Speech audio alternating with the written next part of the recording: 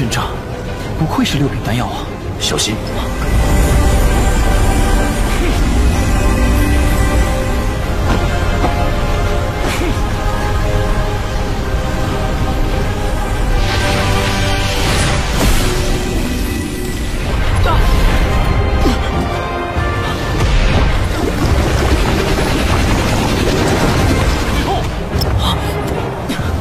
丹药即将成型，异象将至，快退后！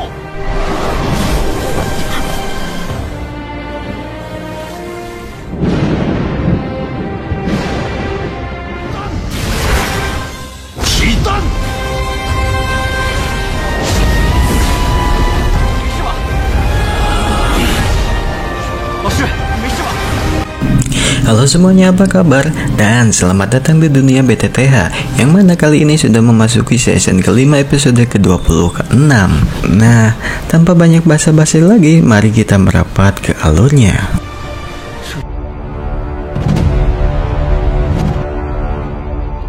Setelah bertemu dengan bocil kematianan lucu tapi mematikan Jian dan menyuling pil untuknya di awal obat, serta mendapatkan core inti monster air tingkat ke-6 dari penatua Liu,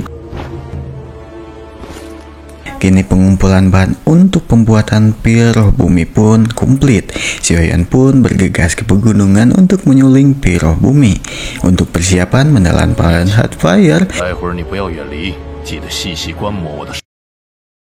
Kemudian Yalo pun mengeluarkan tungku tingkat surgawinya yang disebut dengan tungku iblis.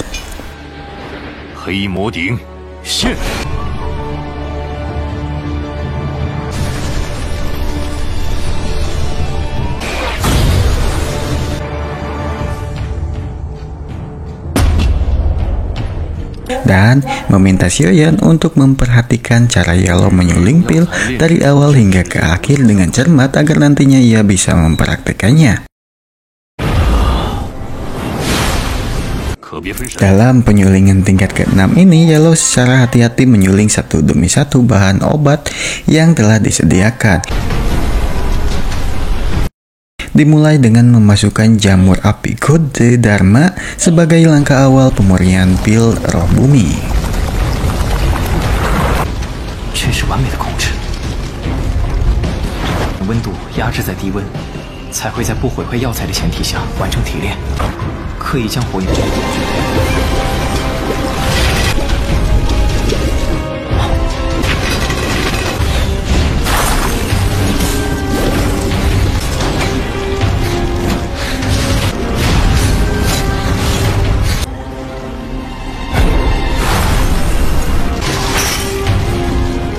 接下来是颇为关键的一步，提纯。没想到炼制6品丹药的药材，竟然具备反击的效果。对炼药师的控火能力也是要求极高，这会直接决定丹药的品质。对。 Sementara itu, Sun Er mendapatkan kabar kurang menyenangkan dari keluarganya, dari penjaga yang selalu menyertainya, yaitu Lin Ying. Lin Ying mengabarkan jika hilangnya Xiaoyan telah sampai ke telinga para keluarga, bahkan para tetua keluarga sekalipun. Namun karena Sun Er tidak kunjung kembali, para tetua pun mulai mencurigai hubungan Sun Er dengan murid sang alkemis Yalo, yaitu Xiaoyan. Mereka, para tetua, berpikiran kalau Xiaoyan bukanlah laki-laki yang pantas untuk sang dewi keluarga Gu. Sun Er sebenarnya tidak peduli dengan pernyataan para tetua yang selalu mengaturnya. Akan tetapi, Lin Ying mengemukakan kekhawatiran akan keselamatan Xiaoyan jika Tuan Putri Sun Er itu terus-terusan keras kepala. Justru itu akan membuat Xiaoyan larut dalam bahaya. Pasalnya, para tetua itu akan menjadi semakin emosi dan tidak segan-segan untuk menargetkan Xiaoyan.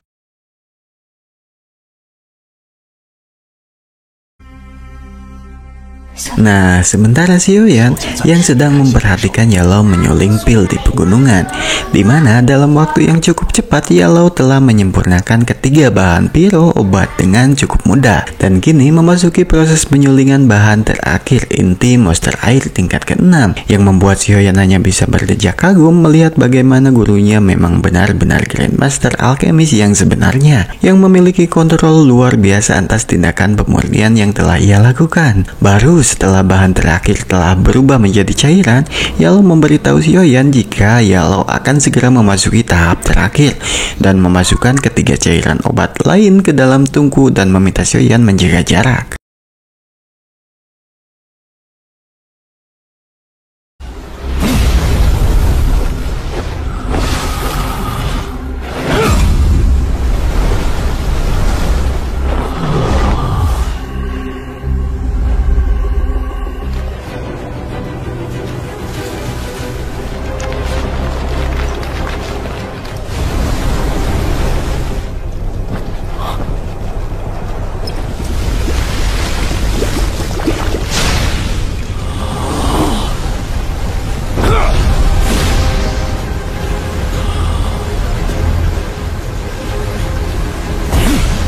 这阵仗不愧是6品丹药啊！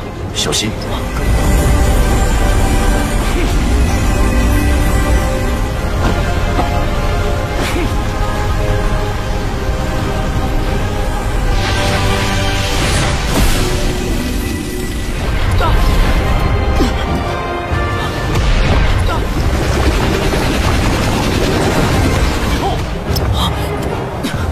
丹药即将成型，异象将至，快退后！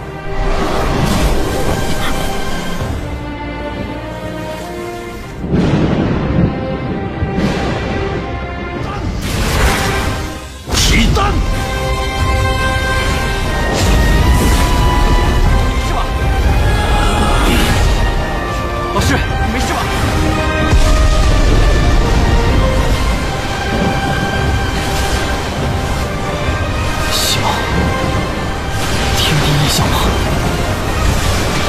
？Xiaoyan hanya bisa terpana melihat dengan mata kepalanya sendiri bagaimana luar biasanya kekuatan langit dan bumi yang meluap dari energi pemurnian Piro Bumi itu. Di dalam kejadian itu, Xiaoyan hanya bisa berharap mereka tidak mengundang perhatian para tetua akademi. Akan tetapi, tetua pertama yang mana sudah berada di tingkat dojong dapat merasakannya. Tetua pertama yang awalnya sedang nyantai ngobrol dengan tetua Liu mengkhawatirkan tentang Han Peng sambil main catur, langsung merasakan kekuatan langit dan bumi dari Piro Bumi dan bergegas menghilang untuk mengecek siapakah alkemis yang luar biasa yang tengah menyempurnakan pil obat tingkat 6 seperti itu di wilayah Akademi Jianan.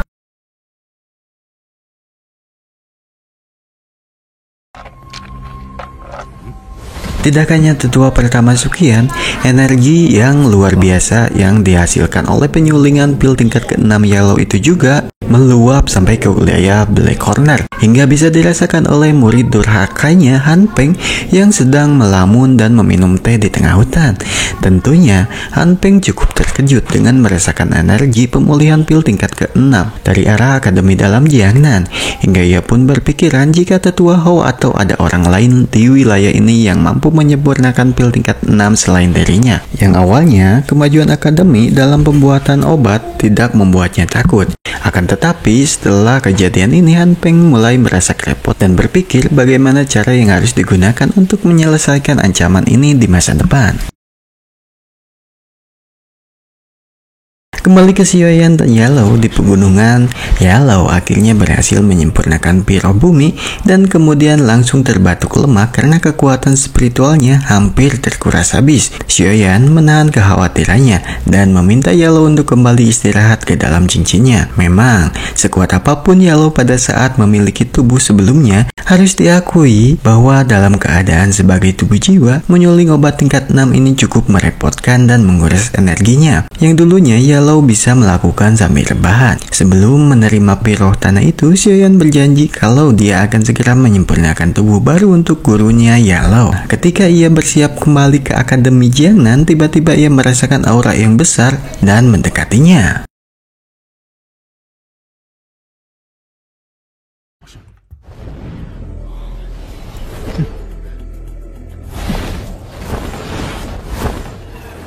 Orang yang datang itu tidak lain dan tidak bukan adalah ketua pertama Suqian yang langsung melirik ke kanan ke kiri namun tidak melihat satu orang pun di lokasi penyulingan pil. Dia merasa alkemis yang baru saja berada di sini sedang menyembunyikan diri dan memintanya untuk keluar. Namun karena tidak mendapatkan jawaban, tetua pertama Suqian pun memindai menggunakan ledakan energi dan berusaha mencari tahu sendiri di mana alkemis tingkat 6 ini berada.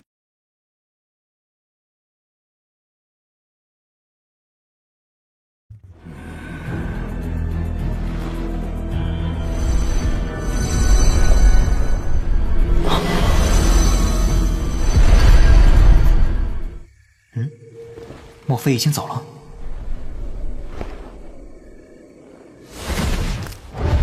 别动，别动！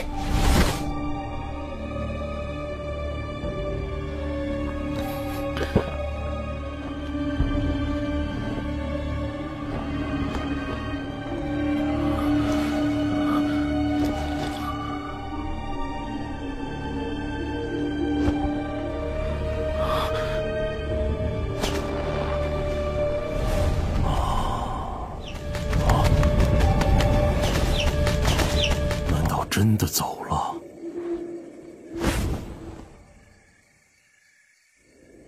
没事了，这次确实是走了。 Singkat cerita, Xiaoyan pun kembali ke akademi dalam dan gerbang Pan. Tiba-tiba, ia dikagetkan dengan suara tetua pertama yang entah muncul dari mana di aula terbuka.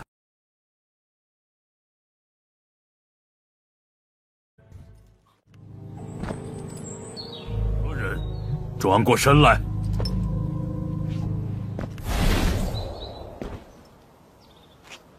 怎么样？我这长老的声音。Xiaoyan baru menghela napas lega saat melihat bahwa sumber suara itu bukanlah tetua akademi Zuqian, melainkan Jian yang sengaja menjahili Xiaoyan dengan kemampuan mengubah suaranya. Loli kematian akademi dalam Jiangnan itu langsung menghampiri Xiaoyan dengan penuh antusias sambil berkata bahwa semua obat yang telah diberikan Xiaoyan yang terakhir kali telah habis. Kemudian Xiaoyan mengajak Jian pergi ke dalam pavilion sebelum dirinya melihat teman-temannya latihan dengan adegan baku hantam di antara Hujia dan juga Wow.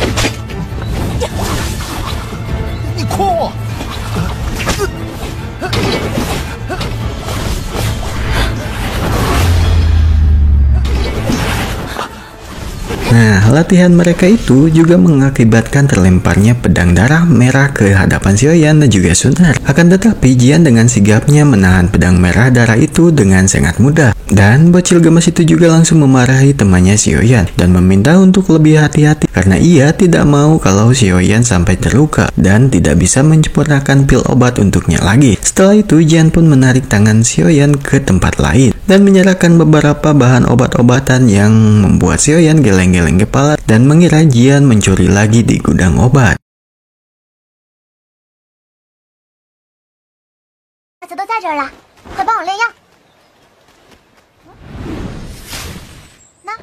Tapi ternyata Jian tidak mencuri dari tetua Ho, melainkan obat-obatan tersebut hasil pencariannya sendiri di pedalaman gunung. Di sini Xiaoyan baru tahu kalau Jian diberkati dengan kemampuan yang sangat unik dan luar biasa, di mana ia bisa mendeteksi aroma ataupun keberadaan bahan-bahan obat. Bahkan jika bahan itu terkubur di bawah tanah terdalam sekalipun. Tak hanya itu, Jian juga bisa mendeteksi elisir cairan langka yang dijaga oleh monster kuat seperti susu pendingin inti bumi yang dijaga oleh kerak langit iblis salju sebelumnya yang sudah diambil oleh Xiaoyan.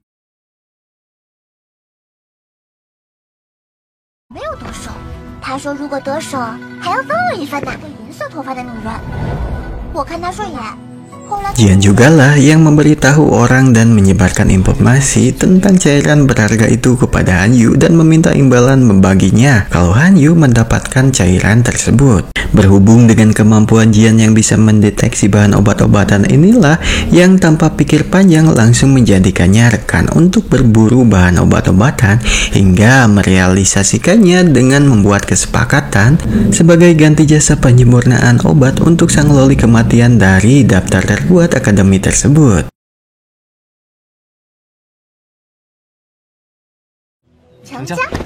Setelah berbagai pertimbangan, akhirnya Jian menyetujui tawaran dari Xiaoyan dengan catatan kalau mereka bertemu dengan monster penjaga bahan obat-obatan, Xiaoyan harus menghadapinya sendiri atau membayarnya jika ia membutuhkan bantuan. Hingga diskusi dari kedua orang itu pun diakhiri dengan kesepakatan. Sebelum Xiaoyan beristirahat sejenak dan bersantai, ia pun diganggu dengan kedatangan Lin Yan yang tergesa-gesa mengajaknya untuk bermain baku hantam. Dan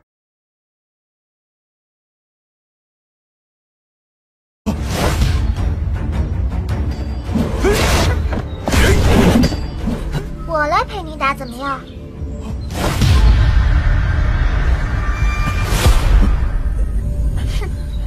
Jian muncul dengan satu jarinya dan mengatakan bahwa Xiaoyan saat ini berada dalam perlindungannya. Dengan ekspresi kaget dan rasa ketakutan, ia berusaha menghindar dengan menjaga jarak dari loli kematian akademi dalam tersebut.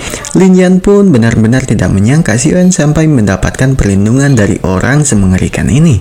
Dengan adanya dukungan Jian, maka Xiaoyan tidak perlu lagi khawatir dengan gangguan orang-orang dari akademi yang selalu mengganggunya, termasuk Liu Qing sekalipun.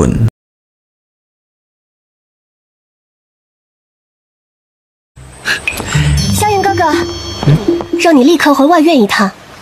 萧云哥哥，刚刚外面传来 Namun 消息， perbincangan itu 说萧 harus 雨急着 terhenti 找你 ketika。Sunar datang dengan tergesa-gesa mengabarkan bahwa sepupu mereka Xiao Yu mencari Xiaoyan dan meminta dirinya datang ke akademi luar secepat mungkin. Xiaoyan pun berpikiran ada sesuatu yang salah di akademi luar. Lalu Xiaoyan tidak membuang banyak waktu dan segera melakukan perjalanan menuju akademi luar.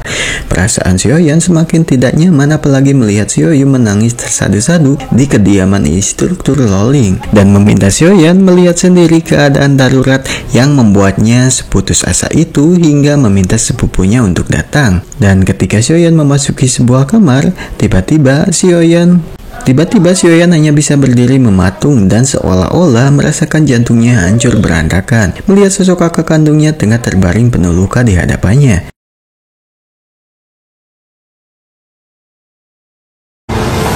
二哥。